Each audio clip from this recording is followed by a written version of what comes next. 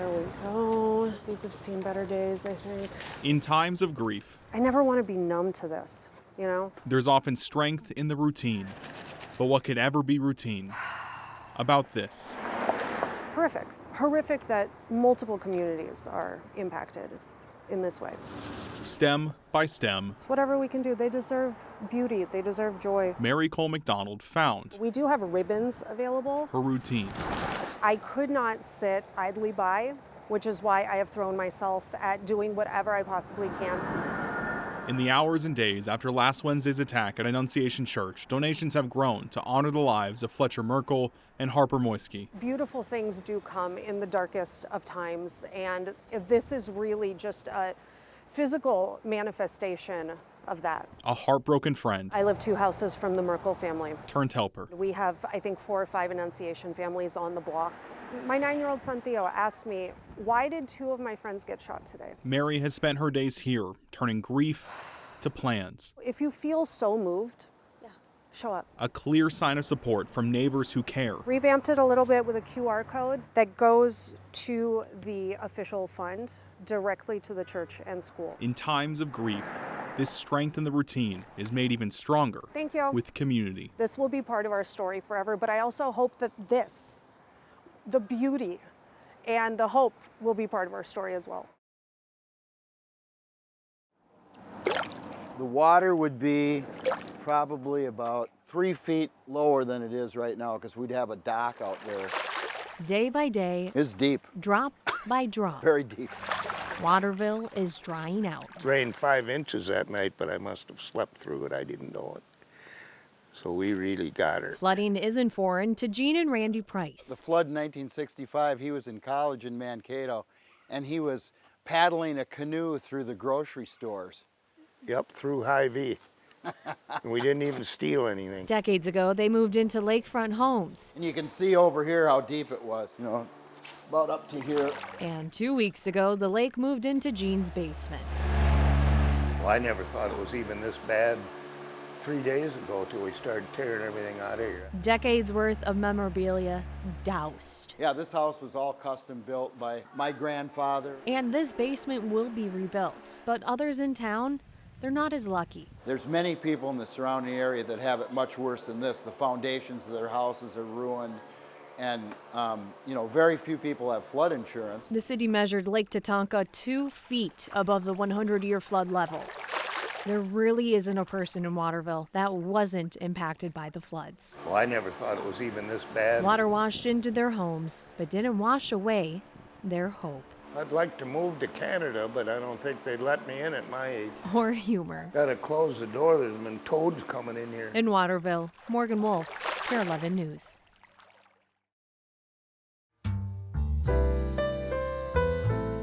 It's not unusual for lives to be documented in photos.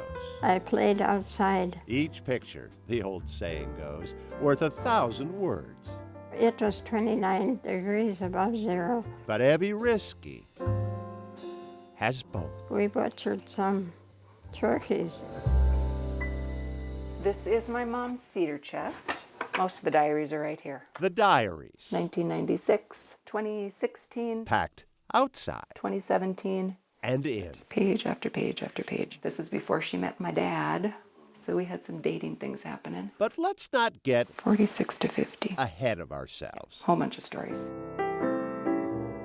The girl on the far right in this school photo is Evie Risky at age 10 My first diary. with a new Christmas gift from her father. Grandmas were at our place, and Clarence walked from Monte Almas this morning. That was the first entry, 1936. Then Evie 1939, didn't stop. on January 3rd, it was 26 below zero. Didn't stop on her 25th birthday. Dad made popcorn and we played canasta. Didn't stop In 75, on her 50th. I got a can opener from Todd. Didn't stop on January 2nd this year. Wanda came at 10 a.m. to do my hair, so I will look nice at my 100th birthday party. Hasn't missed No. a single day No, I have not. in more than 90 years.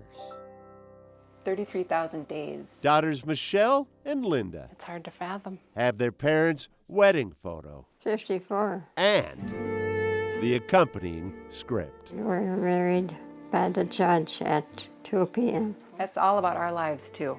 Don took me to the hospital. The births We drove like hell. of Evie's 3 children. God is good. He gave us another healthy child. The mundane He washed my hair. and the not. On December 7th, Japan invaded Pearl Harbor by dropping bombs. This, Evie wrote at 16. There are 32 countries in war now. It's bad. And you get the chills a little when you're reading some of these things, to hear over the radio that John Kennedy had been assassinated. His wife was with him when he was shot. I went to Penny's store, and everyone was quiet. Not a soul said a word. And it's your mother. It's not just a person you read about. The Trade Center building was blown up by terrorists. This is the worst day for USA since Pearl Harbor. Raising her kids, running a meat locker with her husband. Washed the walls, scrubbed the floors, butchered, baked bread. Didn't go to school past 8th grade because it was the Depression. She had to work. Yet somehow, Took down the Christmas tree. Evie always found time It's just a habit. to write. I enjoy it. Evie and Don were married 56 years. He died at 10 minutes to 4 p.m. After his last breath, we all cried. Words worth 1,000 pictures I miss Don. in the story of a life being written still. Yes, it's been a good life. Boyd Hupert, Carol 11 News, Lakota, North Dakota.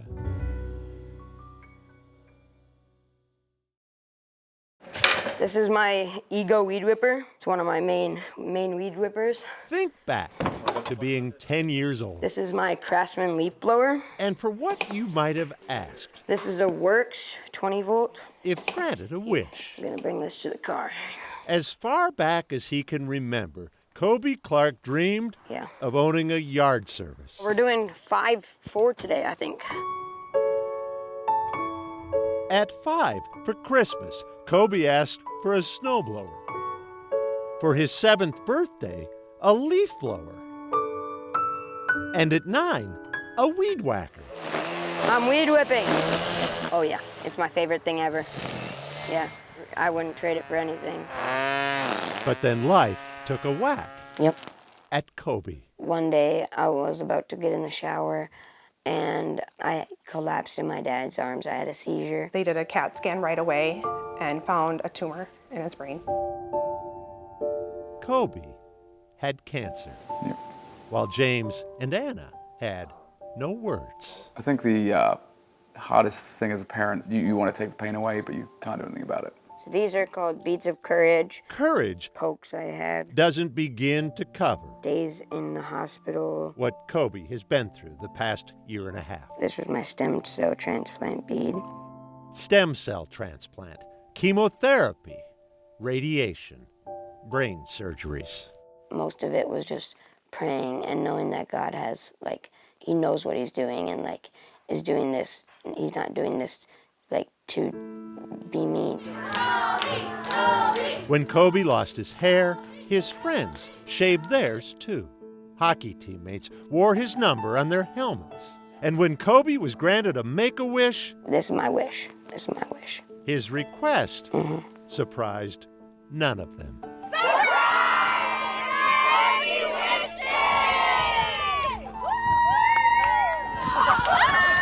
It's not like he was going to choose Disney World. A lawnmower. A lawnmower. Yep, you got a lawnmower. 3 blades, 26 horsepower, 56-inch mowing deck. This is the one that I've dreamed of my whole life. He's praying for the grass to grow, so we can cut it more. Longtime customers like David Westy didn't didn't expect a commercial mower in their yards when they first hired a boy who only recently turned 11. Watching him how he operates the equipment, he looks like he was born in this stuff. Retired Dr. Westy has seen some things, but I've never seen a young man or boy with that kind of determination. Alrighty. Take this June, when Kobe broke his foot at church camp and was back on his mower the next day. Everything he does, he gives 110% to. Sometimes I wish he'd slow down a little bit, but at the same time, it's that passion and the drive that he has that keeps him going. Kobe Clark didn't need Disney for his wish upon a star dream to come true. On the ground. This is a roller coaster in itself. Boyd Hooper, Carol 11 News, River Falls, Wisconsin.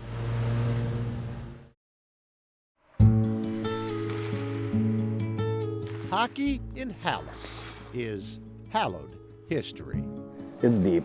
It goes back through many generations and many families. A tradition that Jamison Turner embraced early. He was skating before he was walking. I would say, yeah. Justin and Jamie. Yeah, holding Dad's fingers. Introduced their son in this building to his home when he wasn't at home in his hometown, 20 miles from the Canada border. Once I could figure out how to skate a little bit, he gave me a stick and a puck. His first steps in the footsteps of his grandpa. He was a goalie, yep. This is the sweatshirt he wore. The same shirt Kim Turner was wearing in this picture holding Jamison. Less than a year before Grandpa Kim was gone. He was killed in a car accident, yeah. And 51 years old is what he was. He was the mayor of Hallock, and it was a dang tragedy. The whole city felt, I think, the same. Which meant Kim Turner missed his grandson also becoming a goalie. Lubinski centers one, it's saved by Turner. And not just any goalie. Save, popped up, and it just goes over the net off the pad of Turner, who has now made 37 saves in this game. That was the 2,000 mark, yep. That was when he broke 2,000. 2,000 saves, plus 199 more after. Still waiting to be verified as a state high school record. He's here when that stuff's happening. Which helped. For sure. Give Justin an idea. I took the picture sitting right here. Jamison at his locker with a visitor. They're having this conversation, grandpa and grandson. It turned out exactly the way I had hoped it would, I guess.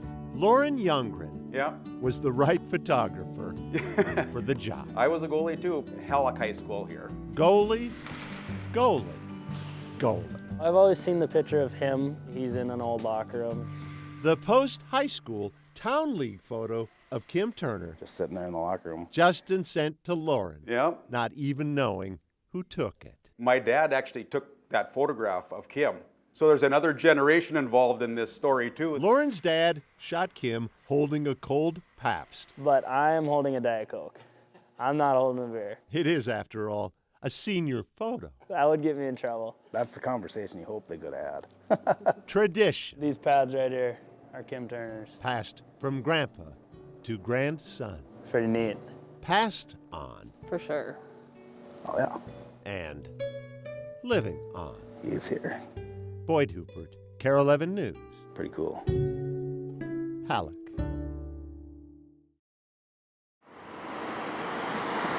Conceived in the heart of Lakeville. Born among the regulars at Babe's hometown bar is a hometown football pool. We started about 10 or 11 years ago. Jane Gray birthed the little NFL pool. We call it the King of the Hill. That's grown to 90 participants who each pay $10 to play by simple rules. You pick a team to win, and if that team wins, you move on, but you can never pick them again. You have to pick a different team every week. Simple. Yeah. Which appeals to Kathy Reppy. I've been in it a few years, and I usually got my oldest grandson. I get him in it. That's Jackson to the right of his grandma, and on the left, his little brother, Christian. First time, it was the last minute. And I said, you know what? I'm going to put Christian in too. That's the twins. Christian is 7 I have a naughty one. and loves sports, Neck pillow. especially the Packers, which you can blame on his grandpa, House divided. Kathy's late husband. It's always been this, yeah. Have you ever had a 7-year-old in the pool before? Never. No. So, Jane's pool started with 89 adults and a second grader. First week, Christian chose the Saints. I got knocked out the first week. His grandmother Yep. should have. First week. First week. Second week, Christian chose the Chargers and won again. And I think I saw their records. I picked the right records. These are the people that are in the pool. Most picked wrong. First week, we had lost 41. And the second week, we had lost 34. Week 3, Christian picked the Bills. He just kind of kept going on. Every week that he made it further, his eyes got wider and his smile got bigger. And then we found out there were 7 people left, 5 people left, and I'm like, whoa. Christian's Okay, mom this is really awesome. then nearly blew it. I put him to bed and I forgot to ask him who he wanted, so I thought, oh man, no pressure. Christian's mom picked the Texans for her son. And I saw they were losing. It was about a minute left, and I thought, oh no. The Texans scored a touchdown to win with 18 seconds left. And I thought, oh boy, okay, I'm never picking again. At Babes, word was starting to spread. I'm down to these, older gentlemen. I'm like, he hasn't won yet. I said, but you're getting beat by a second grader. Yet proved to be So, the operative word. yeah. When in week 5, Christian picked the Chiefs. Winner, winner. She sent this to me at 8:04 in the morning the next day. Your grandson Christian won $900. It was amazing. How's it feel to beat all those grown-ups? Good. The 7-year-old beat all 89 adults. He never had to have the winner be driven by his mom to get the money. Adults including He had to get a ride. Jane and her husband, Tom. I did lose to a second grader. Egos aside, Yes, that was a little tough. Tom and his friends Smart kid, I guess. can't help but wonder. What does a second grader do with $900? 10, Well, 20. here's the 200 his mom didn't put away for later. Yeah, it's a lot. He did want to bring some money to church to put in an offering. I didn't think I would win. Christian tried to give Jane I want to give you a tip. $50. And I'm like, oh no. I said, no, that's yours. He wants to give 100 to his brother. His brother said no. Same response. Yeah. When he tried to pay his grandma back for initial $10. Keep it. Yeah. I said, you know what? No, we'll put you in again next year. Grandma, I think I'm fine. We have enough money now. So these are little things. Christian did spend $40 of his winnings Yeah. on more sports memorabilia. Patrick Mahomes. All he wants. He's a special little boy. Lakeville's adults may have given birth to the $900 pool, Where's McCaffrey's? but it took a second grader to know And Rogers. happiness just doesn't cost that much. Justin Jefferson. Boyd Hooper, Terra 11 News, Coop. Lakeville.